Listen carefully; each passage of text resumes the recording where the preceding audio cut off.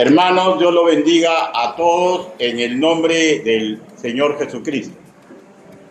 Creo que todos sabemos que en nosotros los nacidos de nuevo, la divinidad por intermedio de la persona divina del Espíritu Santo nos ha regalado lo que se denomina el fruto, perdónenme la redundancia, del Espíritu Santo, a saber, virtudes para tener posibilidad de imitar a Cristo: amor, gozo, paz, paciencia, benignidad, bondad, fe, mansedumbre y templanza. Y esto está en Gálatas capítulo 5, del 22 al 23. Hermanos, todas estas virtudes crecerán, escúcheme, en la medida que aceptemos los métodos divinos para que esto ocurra, y así poder imitar idóneamente a Cristo, Señor nuestro. Hoy entramos a la segunda parte del nivel de amor por alcanzar. Y ya sabemos, esto es solo posible si aceptamos ser discípulos del Señor, lo que implica que colaboremos con la construcción de nuestro carácter cristiano. Ya hemos tratado en la primera parte la definición del amor como esencia divina y desarrollamos dos puntos fundamentales. El primero, dijimos que debemos amar con óptica divina, que implica expresar amor imitando el ejemplo perfecto que nos dejó el Señor Jesucristo durante su ministerio terrenal, sin discriminación, o sea, a justos y pecadores. Juan capítulo 3, versículo 16, Romanos capítulo 5, versículo 8. No porque las personas no sean útiles, sino en una forma desinteresada. Primera Corintios capítulo 13, versículo del 4 al 7. Amar con fidelidad, con visos de insuperable. Jeremías capítulo 31, versículo 3. Con justicia virtuosa. Y cuando hablamos de justicia virtuosa, con capacidad de no alinearnos al mal que otros hacen, aunque sea un ser muy querido de nuestra propia familia de sangre, y aunque haya un precio muy alto por pagar. Romanos capítulo 12, versículo 9. También nos capacita, hermanos míos, y tenemos que amar con misericordia, con misericordia. Efesios capítulo 2, versículo 4, con sabiduría. Segunda de Tesalonicenses capítulo 2, versículo 10. Y todas estas formas de amar, hermanos míos, sí nos es posible, porque el amor del Altísimo ha sido derramado en nosotros. Romanos capítulo 5, versículo 5. Y el segundo punto que apreciamos también implica, hermanos, alejarnos ya de amar con óptica pervertida, formas impulsadas por nuestro pecaminoso corazón en sintonía con el sistema impuro del mundo. Y recordemos, ambos estamentos suelen darle una valorización pervertida al acto de amar, permitiendo así nuestro caminar. Sobre esta incoherencia por evitar en un creyente, ¿no? La pluma inspirada de Isaías magistralmente nos dio esta conceptualización, que sabemos inspirada por el Espíritu Santo, ¿no? Él dijo: ay de los que a lo malo dicen bueno y a lo bueno malo, que hacen de la luz tinieblas y de las tinieblas luz, que ponen lo amargo por dulce y lo dulce por amargo. Capítulo 5, versículo 20. Por ello, hermanos míos, también afirmamos que construir relaciones amicales, eclesiales, amorosas, solo en base a una construcción 100% humana, nos va a encaminar sí o sí al fracaso y a entorpecer nuestro servicio al Señor. Estaremos revisando lo que aconteció en la congregación de Corinto, que tuvieron excelentes dones, y sus nacidos de nuevo, que ahí congregaban de hecho, ¿no?, todas las virtudes de Cristo, que acabamos de nombrar, pero se equivocaron penosamente en el acto de amar. Hoy intentaré condensar, mediante el contexto, a la porción escritural citada de 1 Corintios capítulo 13, versículos del 4 al 7, el por qué el Altísimo está interesado en que imitemos la forma de amar de Cristo.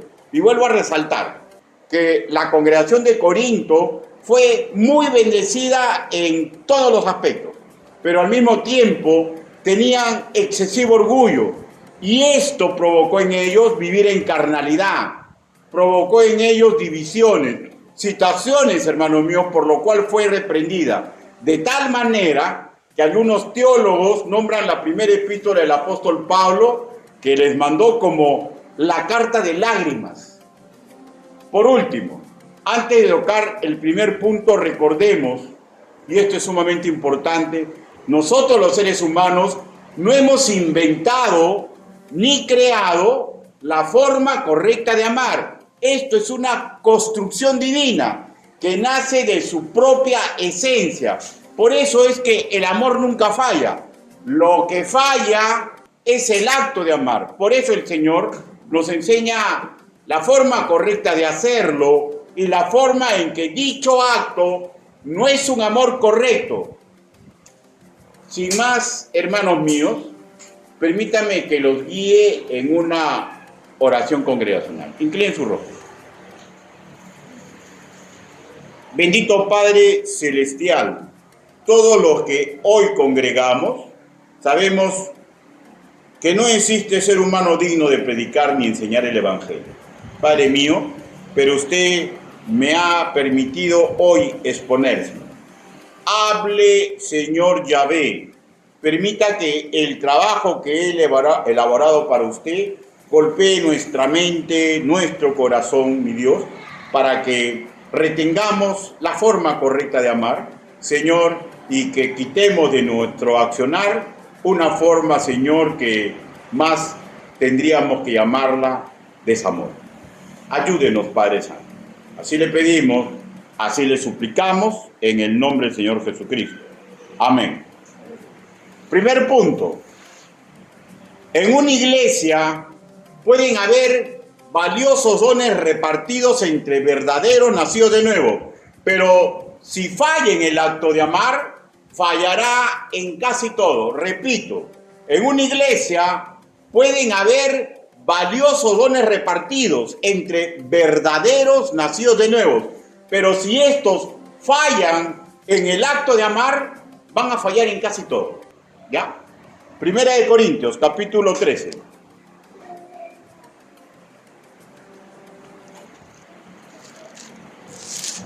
Primera de Corintios, capítulo 13, versículo del 1 al 3. Dice, ¿lo tenemos, hermanos? Si yo hablase lenguas humanas y angélicas y no tengo amor, vengo a ser como metal que resuena o címbalo que retiñe. Versículo 2. Y si tuviera profecía y entendiese todos los misterios y toda la ciencia, y si tuviese toda la fe, de tal manera que trasladase los montes, y no tengo amor, nada soy. Si repartiese todos mis bienes para dar de comer a los pobres, y si entregase mi cuerpo para ser quemado y no tengo amor, de nada me sirve. Palabra esa. Hermanos, antes de analizar lo que corresponde, deseo que notemos, ¿ya?, que en la aclaración que acabamos de leer, el apóstol Pablo está escribiendo en primera persona, ¿ya? Me parece, ¿ya?, para que los corintios aprecien que ni siquiera los apóstoles estaban por encima de lo estipulado, porque vivir el cristianismo, sin importar quién sea dicho cristiano, sin amor, sin un amor correcto, es una vida banal, completamente incorrecta. Versículo 1, en su primera parte, dice, capítulo 13, versículo 1, dice en su primera parte, si yo hablare lenguas humanas y angelicales, ya, ahí nomás, De hecho, hermanos míos, se está refiriendo a dones entregados a la iglesia. Cuando en nuestra Reina Valera leemos angelicales, no implica forzosamente un idioma que solo entienden los ángeles, ni implica forzosamente ya un idioma con el cual, una forma de expresarse con lo cual Dios ha designado a algunos de sus siervos humanos. Lo que leemos en castellano angelicales, ya en el griego koiné tiene su par en el vocablo ángelos, que efectivamente se refiere a los sirvientes incorpóreos del Dios Altísimo. Pero recordemos que también así se designan los pastores. Apocalipsis capítulo 2, capítulo 2 y capítulo 3. O sea, ambos son ángeles, ¿ya?, y pastores, mensajeros divinos. Y se supone que ambos tipos de mayordomos, repito, ángeles y ministros humanos, poseen sabiduría en el hablar. Ángelos probablemente es familia idiomática del verbo primitivo ajo, que define a alguien que tiene la capacidad de guiar, conducir, por implicancia atrae, por implicancia arrea reflexivamente, ayuda a ir, por ejemplo, donde hay pastos frescos, ayuda a pasar, por ejemplo, los sitios peligrosos. Figurativamente, inducir a otros a que se sometan a los planes beneficiosos de Dios. Estamos ante alguien muy capaz de transmitir las buenas nuevas e inspirar a otros. Lo más probable es que se estaba refiriendo Pablo a lo que aconteció en Pentecostés, donde los oyentes judíos, cada quien escuchó en su idioma madre el mismo mensaje, ¿ya? Hechos capítulo 2, versículo del 1 al 4. Porque recuerden que eran judíos, ¿no es cierto? Pero muchos de ellos vivían en diferentes sitios de esa zona geográfica. Porque en Pentecostés, todos los judíos donde vivían, tenían que ir a Jerusalén. Y todos escucharon en su lengua madre. Y esto fue como una marca indeleble de que ellos eran voceros del Altísimo y subsume, ¿no? Y ahí heraldos autorizados que proclamaban a Cristo. Pero a su vez, hermanos míos, también puede estarse refiriendo solo a una magnífica claridad de comunicar las buenas nuevas, como si se tratase de un ángel del Señor, o pueden ser ambos casos. El maestro MacArthur ve en esta forma de redactar la idea, si hablar en lenguas humanas y angelicales, como una hipérbole del apóstol, o sea, que le dio una connotación de exageración, pero sin faltar a la verdad. Por ejemplo, un hipérbole podría ser, habló y se oyó como 1000 trompetas, ¿no? Un hipérbole, ¿no? Una exageración, pero que no está faltando a la verdad. O sea, para hacerlo más acentuado el hecho, ¿no es cierto? Y posición muy respetable, ¿no? Como todo lo que sale de un maestro pío de la palabra del Señor. Lo exacto, sí, hermanos míos, es que los corintios amaban, deseaban en ellos, se manifiesten estos tipos de dones. Y hasta aquí, como que no hay ningún tipo de problema. Porque digo yo, ¿no? ¿Quién no desearía expresarse tan bien, súper bien, muy claro, la voluntad de Dios, ¿no? ¿Y quién no desearía, sin conocer un idioma extranjero, ser entendido por un japonés, por un alemán, por un chipiva en su propia lengua? Hasta aquí no hay ningún problema. Versículo 2 en su primera parte. Dice, y si tuviera profecía y entendiese todos los misterios y toda la ciencia, y si tuviera toda la fe, ¿ya? De tal manera que trasladase los montes, ahí nomás. Hermanos, los corintios valoraban muchísimo estos dones, y repito, hasta aquí tampoco ningún problema, pues se está refiriendo a dones que entrega Dios a la iglesia. Tener el don de profecía, acá se entiende por mensajes divinos, para que esos hermanos puedan comunicar el futuro. Ya sabemos su mensaje en profecía, ¿no? Arrepiéntete, si no va a ocurrir esto, ¿no? El entender todos los misterios parece nuevamente es una hipérbole, una exageración, más es una especie de deseo, porque sabemos que en línea general nos es imposible saberlo todo. Incluso el Señor Jesús reconoció que en algunas cosas no tuvo omnisciencia, ¿no? Ejemplo, en el día final, ¿no? Mateo capítulo 24, versículo 36, Marco capítulo 13, versículo 32. Acuérdense que él le dijo que solamente el Padre sabe, ¿no? Y él es Dios encarnado. Y por último, Pablo, hermanos míos, se refiere a la fe. Esa que hace milagros magníficos. Esa que hace, hermanos, que ocurran milagros que la mente humana no le encuentra una respuesta racional. Y hasta aquí yo creo que no hay ningún problema, ¿no? Versículo 3, en su primera parte, dice: y si repartiere todos los bienes para dar a comer a los pobres, y si entregase mi cuerpo para ser quemado, ¿ya?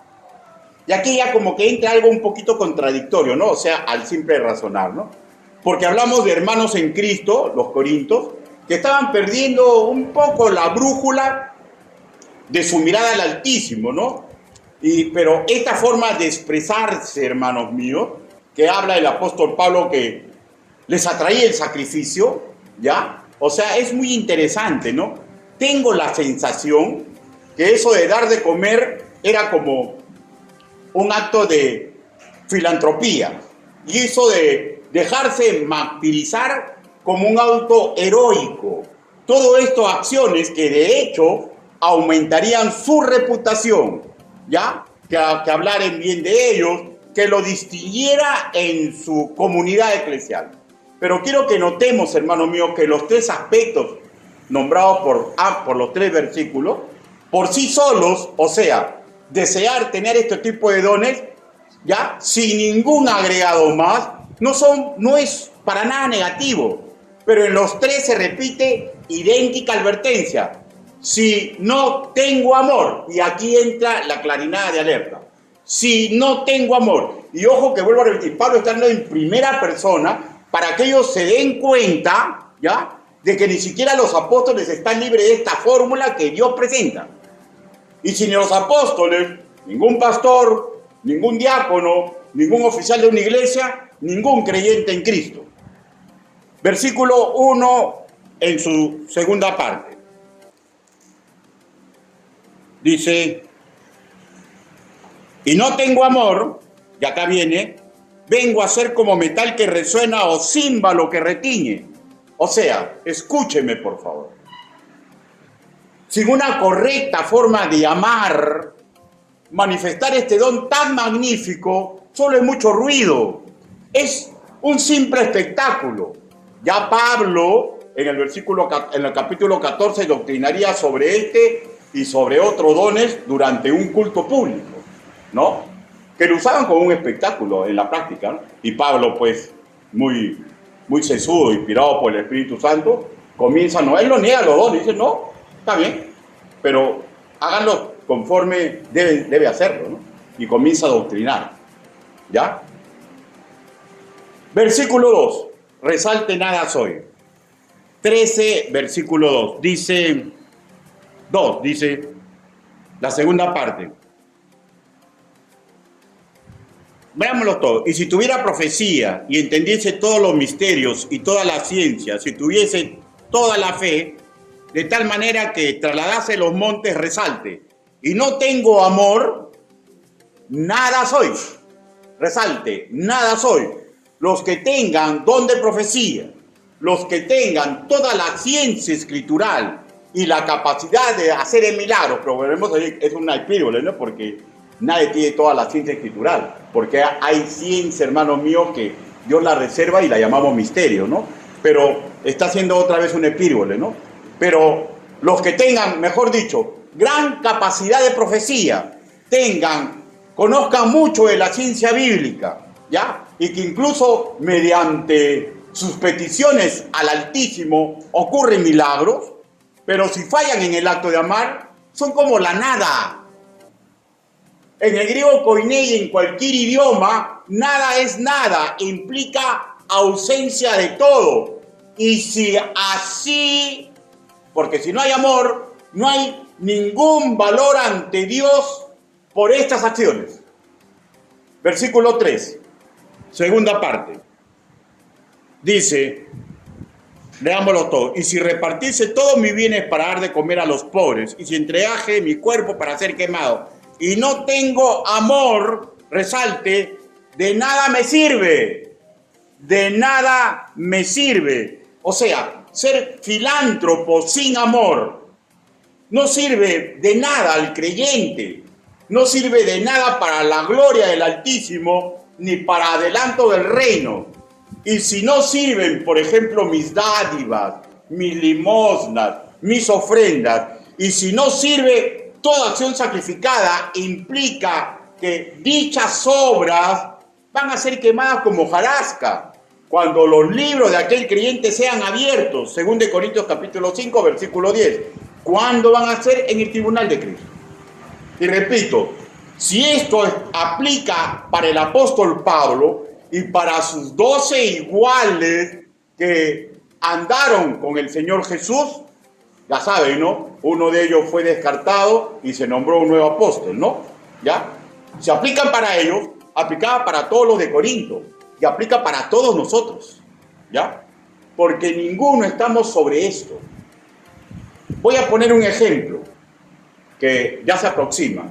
Es muy probable, si el Señor lo permite, vamos a tener la operación Tomás, ¿no? Está en nuestro cronograma de trabajo, en la cual traemos doctores y especialistas de salud. Y todo es gratis para la comunidad, ¿no? Pero si los que vamos a participar no estamos viviendo un amor correcto, ¿ya? Y nuestro testimonio está por los suelos, de nada va a valer este trabajo diaconal.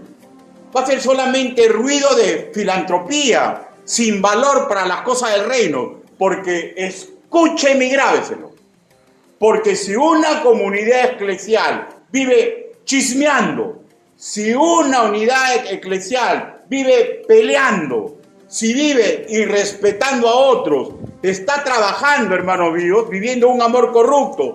De nada sirve su labor. Cualquiera que haga solamente es metal que resuena, a menos que se arrepienta. Así que, hermanos míos, no es el trabajo en sí lo que va a fundamentar nuestra forma correcta de decir somos gobernados por Dios porque estamos haciendo obra, sino cómo estamos expresando nuestro amor a mi padre, a mi madre, a mis hijos, a los hermanos en Cristo, ¿ya? A los vecinos de la comunidad, a los pastores, a los diáconos y a todo hermano en Cristo con los que congregamos o con los que congregan en otro lugar. Porque si fallamos en la forma de amar, somos como metal que resuena. Así se logra, ¿saben lo que se logra? Ser insignificante para el Evangelio. Y en verdad, todo lo que pueda lograr una congregación que está viviendo así, solamente está en la parte de la misericordia completa de Dios. Hablo específicamente que para alcanzar nuevos creyentes. Pero fuera de esto, escúcheme. Poco a poco o rápidamente, todo va a comenzar a fallar. Todo va a comenzar a fallar. Segundo punto. Si una congregación de Cristo falla en el acto de amar, de hecho en forma individual y general, cuando una iglesia falla completamente en el acto de amar, cuando nos damos cuenta que alguien está fallando en el acto de amar y no ejercemos disciplina. Primero consejería, ¿no? ¿No es cierto? Después el método que dice el Señor, 1 y 1, 2 testigos, llévalo a la iglesia. Pero una iglesia falla y deja que los demás fallen cuando se olvida que la disciplina es la prolongación del discipulado. ¿Ya? Segundo punto, si una congregación de Cristo falla en el acto de amar, producirá divisiones sin sentido y dolores en el alma a los hermanos en la fe. Y dolores en el alma a los hermanos en la fe. 1 Corintios, capítulo 3, versículo del 1 al 4.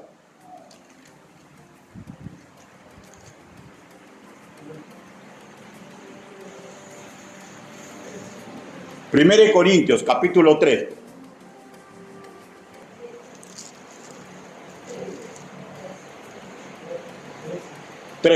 Del 1 al 4.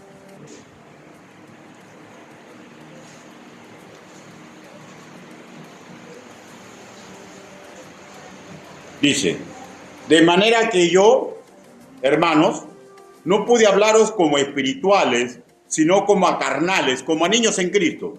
Os di a beber leche y no vianda, porque aún no eras capaces ni sois capaces todavía, porque aún sois carnales, pues habiendo entre vosotros celos, contiendas, disensiones, ¿no sois carnales y andáis como hombres? Porque diciendo el uno, yo ciertamente soy de Pablo, y el otro, yo soy de Apolos, ¿no sois carnales? Hermanos, miren, escúchenme por favor. Y después podríamos revisar otras partes, ¿ya? Por ejemplo, capítulo 1, versículo del 10 al 13, nos habla de grupos compitiendo dentro de la iglesia. Hermanos, y cuando los grupos comienzan a competir dentro de la iglesia, ya es una guerra. Y cuando hay guerra, ¿qué hay? Trae un camino de dolor, posible división, fractura congregacional, si no hay cambio de rumbo radical. Y en el contexto, en el capítulo 11, versículo del 4 al 8, habla de el ego por lo que cada uno hacía, ¿ya? Y una persona que vive en ego por lo que hace, es igualito, ¿ya? Va a tener rivalidades, va a creerse la última chupada de mango. Y esto es un camino de dolor, posible división, fractura congregacional, si no hay cambio de rumbo. Y en el versículo 13, el no actuar con amor, ¿ya? Y si estas cosas se presentan, desune, divide y desnutre a una congregación, con el agregado de multiplicar dolores en el alma, raíces de amargura entre ellos mismos, cosas que en verdad solamente Cristo puede sanar. Pero ¿qué pasa si esos hermanos, hermanas, se niegan a ser sanados por Cristo? ¿Cuándo un creyente se niega a ser sanado? Cuando no ocupa el sitio que le corresponde en la iglesia. ¿Cuál es el sitio que nos corresponde a ustedes y al que está exponiendo? Somos sirvientes de Dios, ¿ya? Somos obreros de Dios y somos su discípulo. Y los métodos que él diga, Abba Padre. Y se terminó, ¿ya?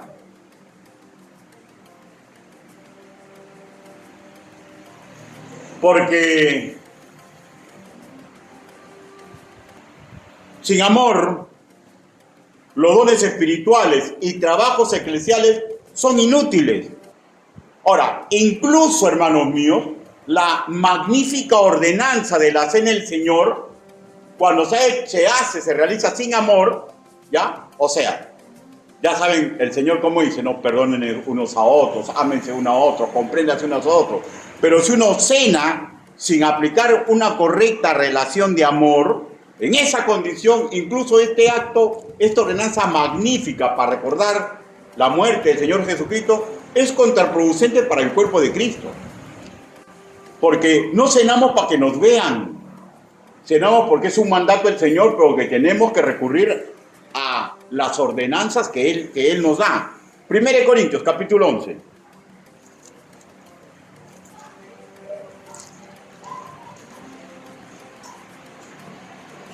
Capítulo del 27 al 30. Cenar sin aplicar correctamente el amor para acercarse y pedir perdón, para perdonar, ¿ya? Por estar matando el testimonio de un hermano, ¿ya? Y negándonos a arreglar esos problemas. ¿Qué es lo que puede ocurrir por esa forma indigna de amar? 1 Corintios, capítulo 11, versículo del 27 al 30, dice la palabra del Señor.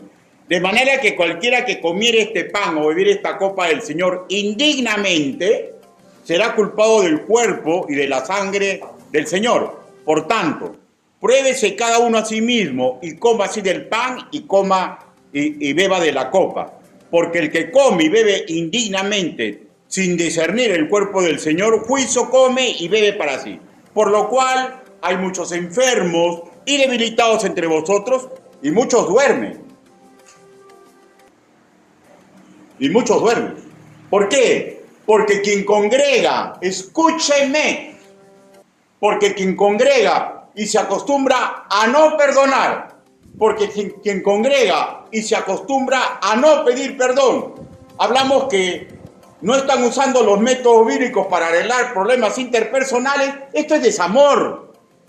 Quien congrega y vive una vida disoluta, pone en peligro a toda su comunidad eclesial, incluso hasta la integridad física, porque el texto así lo indica, que por estas cosas muchos se enferman, se debilitan y hasta hubieron muertos en aquel entonces, muertos por la mente.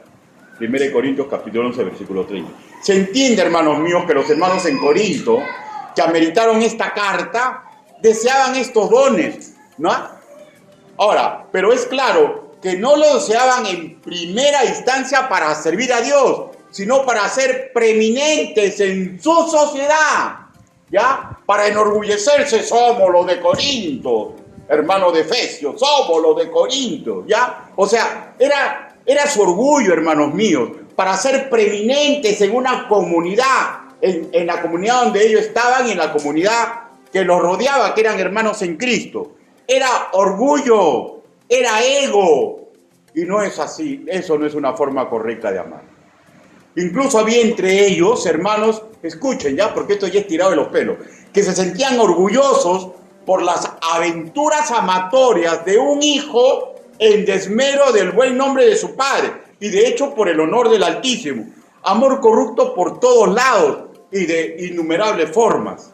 Esta primera epístola de Pablo a los Corintios, entre otras cosas, es para llamarles amorosamente, pero enérgicamente la atención, para que retornen al camino correcto de manifestar amor. Pues cuando se pudre el amor, por el orgullo, por la conveniencia, por dolores en el alma que nos negamos a entregar a Cristo, por deseos impuros, es tirado de los pelos, por ejemplo, que no haya migraciones, porque un verdadero creyente no tiene que estar donde insulten a Cristo con actos aberrantes, pues somos esclavos de Cristo, de Dios, y no de una congregación, ni de una denominación. ¿Ya? Y casi imposible mantenerlas sin divisiones, pues si se resiente la forma correcta de expresar el vínculo de amor, Colosenses capítulo 3, versículo 14, y no se para, y no se hace metanoia, poco a poco toda la unidad, toda la armonía, ¡brum!, comienza a saltar por los aires, comienza a ser tambaleado.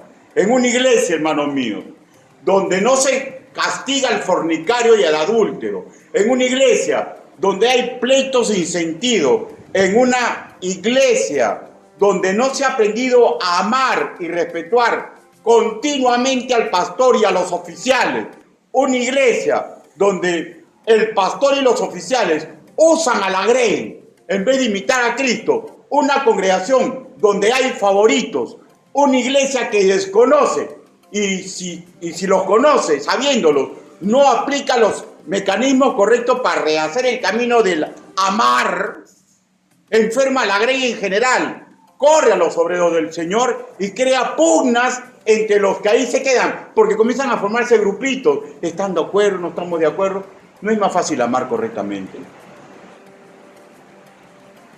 Así es, hermano, que terminan, por ejemplo, creándose grupos en iglesias que a la larga las debilitan y así conviven. ¿Ah? Y si pueden, incluso pueden crecer hasta numéricamente, ¿ah?, con mucha membresía y mucha asistencia y mucho dinero, gran ruido por sus actividades eclesiales, pero si no regresan a la forma correcta de amar, esa congregación ya solo es metal que resuena, ya perdió su utilidad y ya no sirve para gran cosa. Ahí todo lo que ocurre, escúcheme, ¿ya?, es por la mismísima misericordia salvadora de Dios para con otros seres humanos. Tercer punto. Pablo le recuerda la preeminencia del amor con el fin que lo retomen como acto al cual deben apegarse. Acto al cual deben apegarse. Primera de Corintios, capítulo 13.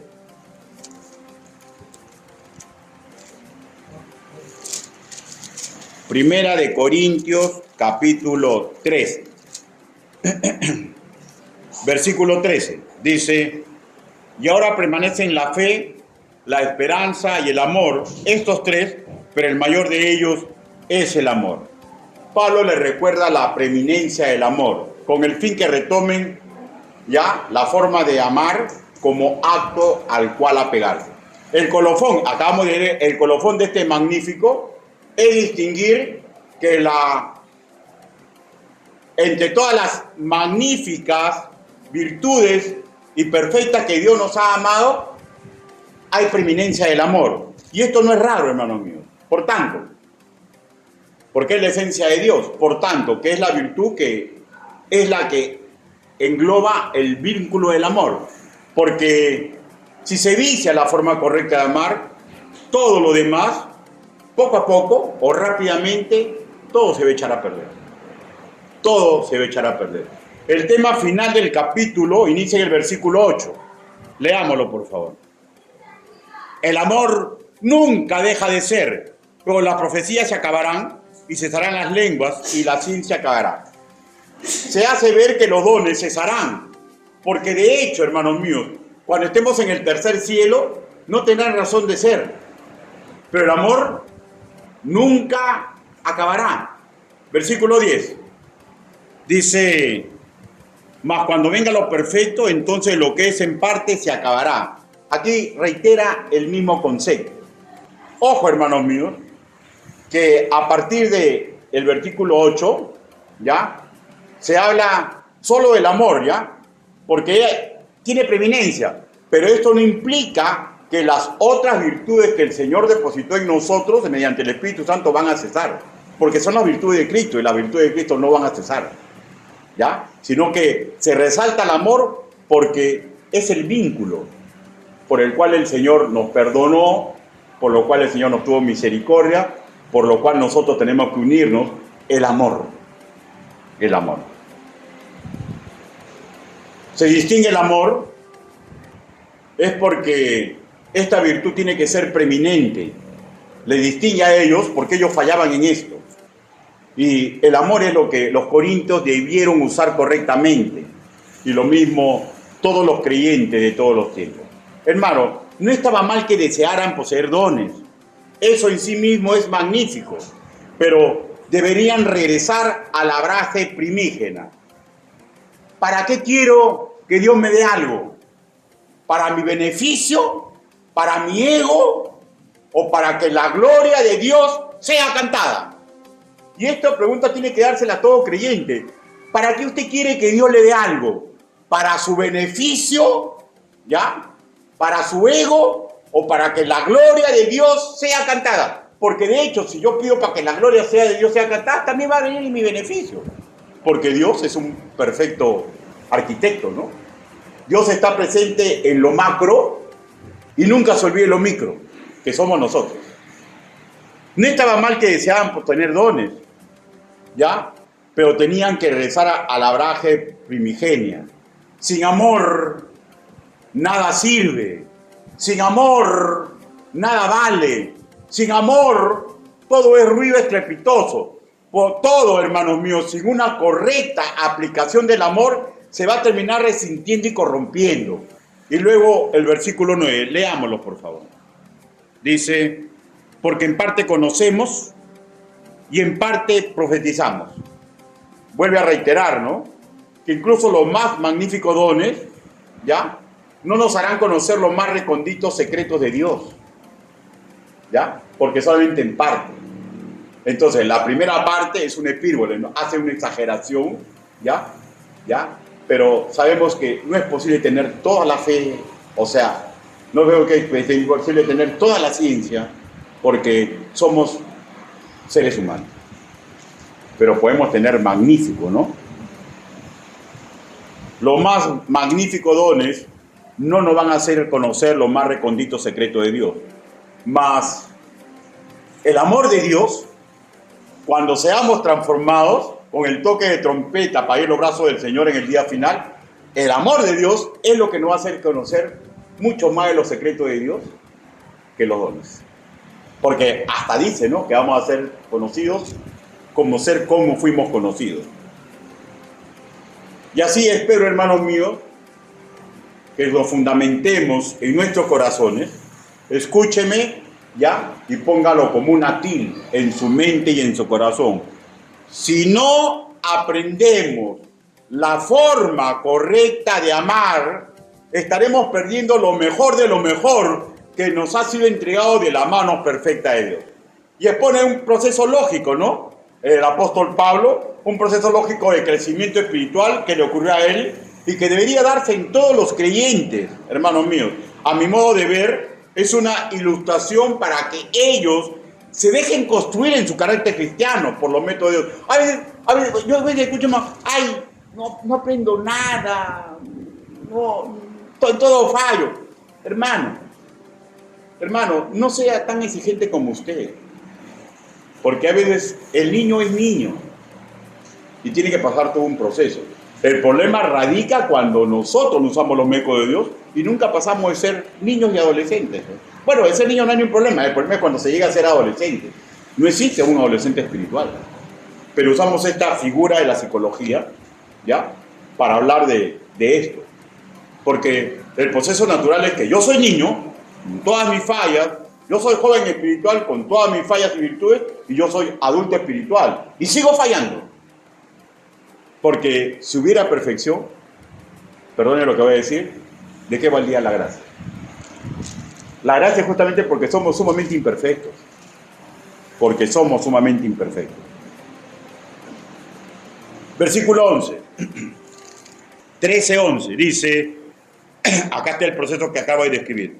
Cuando yo era niño, hablaba como niño, pensaba como niño, juzgaba como niño, mas cuando ya fui hombre, dejé lo que era de niño. O sea, les está diciendo, ya pues, dice su maestro, tienen que superarse. Los niños, ¿por qué quieren las cosas? A su conveniencia, ¿no? O sea, los niños son así. ¿Acaso un niño piensa, voy a agarrar eso para compartir con alguien? No, piensa en sí nomás, ¿no? Entonces, son cosas que tenemos que aprender a superar. ¿Cómo lo podemos superar? Cuando le creemos lo que dice la palabra del Señor, ¿ya?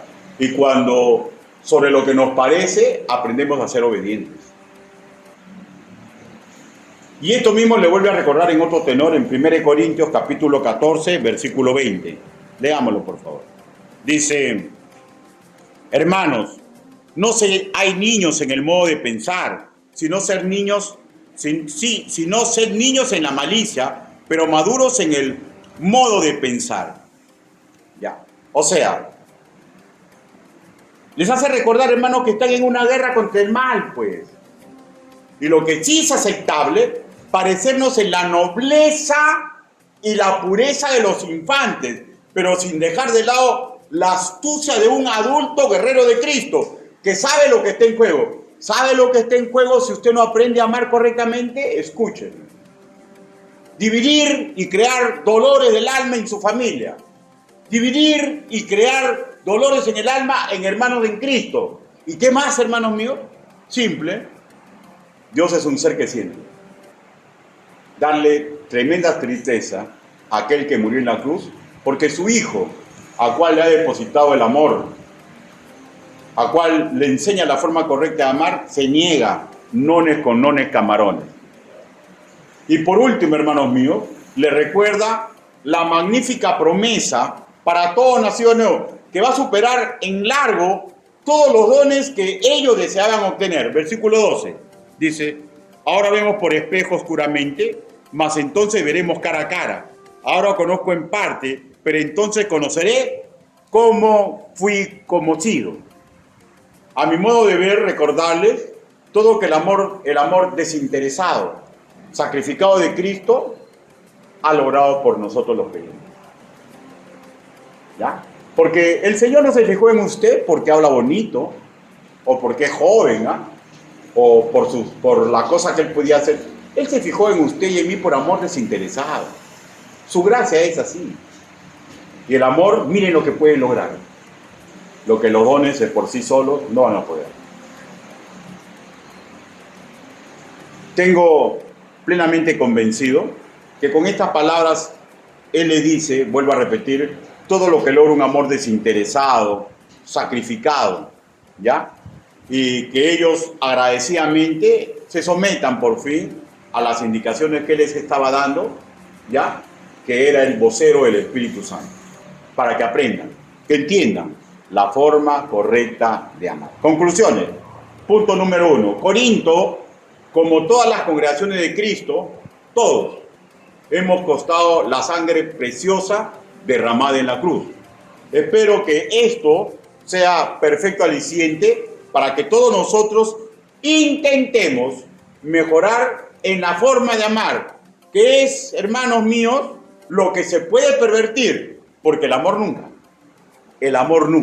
porque el amor viene de Dios, ¿ya? Segundo, si bien es cierto, tenemos incapacidad para asimilar en su totalidad todo lo concerniente a la esencia divina, pero sí nos es posible obedecer el rastro escritural de la forma correcta de amar, aunque nos cueste, ¿ya? Tercero, recordemos que no es posible porque es profesamente por intermedio de la persona del Espíritu Santo, ¿ya? Que esto sí nos es posible porque es profesamente mediante la persona del Espíritu Santo ha sido depositado en nosotros el virtuosismo del amor ágape, que nos fue entregado para usarlo en todo nivel, familiar, eclesial, amical, y escucho a los solteros, para que aplicándolo correctamente forjen una futura familia. Muchos de los jóvenes que fallan en esto es porque no aplican el amor correcto y aplican el amor pervertido. Y tarde o temprano, todo lo que hacemos trae consecuencias. Paremos y regamos el camino, la forma correcta de amar. Cuarto, recordemos, si fallamos en nuestra forma de amar, desorientamos a nuestros familiares. Ahora, usted dirá, ¿cómo es eso, pastor? Hermano, usted va a fallar muchas veces como yo fallo. ¿Y cuando desorientamos?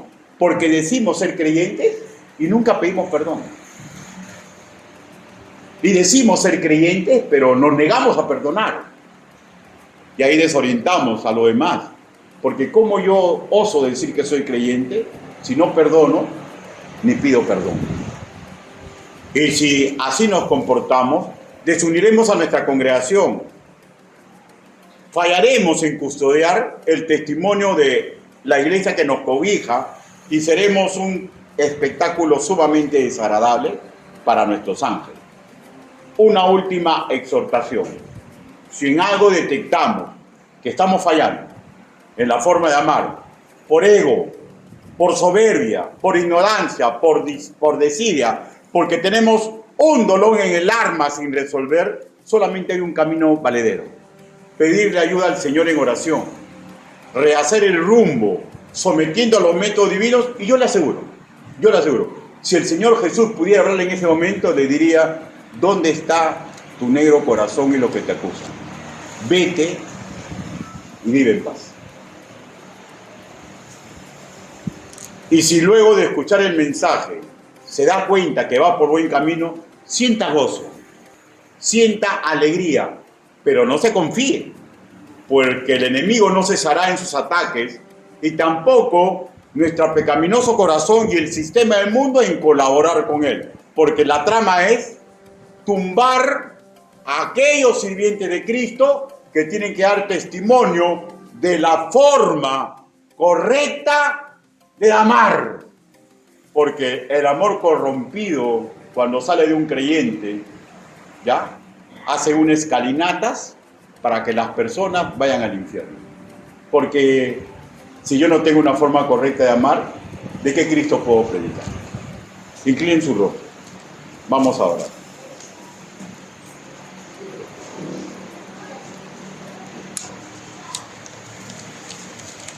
Yo no sé qué parte del mensaje lo puede haber confrontado.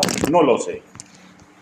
Pero lo que sí sé es que como familia espiritual podemos orar por usted, para que tenga fuerzas para superar sus falencias, para que tenga fuerzas para correr a Cristo y pedirle ayuda, para que usted, hermanos míos, tenga esa consideración magnífica de que somos una familia y estamos unidos. ¿Alguien desea que ore por él o por ella para que pueda mejorar en su acto de amar? Levante su mano. Dios te bendiga, Dios te bendiga, Dios te bendiga, Dios te bendiga, Dios te bendiga, Dios te bendiga. Oremos. Bendito Padre Celestial, usted ha visto las manos levantadas. Ayúdelo, Señor, en aquellos que han sido confrontados con el mensaje. Ayúdelo, Señor, para que corran a sus pies, Señor. Para que le pidan fuerza, Señor. Para que aprendan, mi Dios Santo, que vamos a fallar en algún momento. Pero usted siempre nos ha puesto el camino de la metanoia, de arrepentirnos y de rehacer la forma correcta. Ayúdenos, Señor, para que el orgullo que tenían los corintios no se manifieste en nosotros. Para que el ego que tuvieron los corintios no se manifieste en nosotros. Para el sentir, Señor, de sentirnos admirados por los demás, Señor, no se manifieste en nosotros. Sabemos que algo de esto tenemos, Señor. Pero denos fuerza, Señor, para que cuando esto salga a flote, sepamos manejarlo, Señor, volviendo nuevamente a sus pies. Ayúdenos, Padre. Señor, y oramos por aquellos hermanos que se dan cuenta que van por buen camino. Gracias, Padre, porque siempre son una fuerza muy útil para usar en la oración. Señor, pero ayúdelos, Señor, porque tarde o temprano van a ser zarandeados. Ayúdelos, Padre, para que no se confíen, porque la verdad, mi Dios, y usted nos lo enseña en su palabra, estamos en una guerra espiritual. Y gaste del oficio de la guerra, mi Dios santo, es perder y ganar escaramuzas. Pero sabemos que la victoria la tenemos segura. Por eso le damos gracias. Así le oramos, así le suplicamos, en el nombre bendito, precioso y poderoso del Señor Jesucristo. Amén. Hermanos, Dios los bendiga.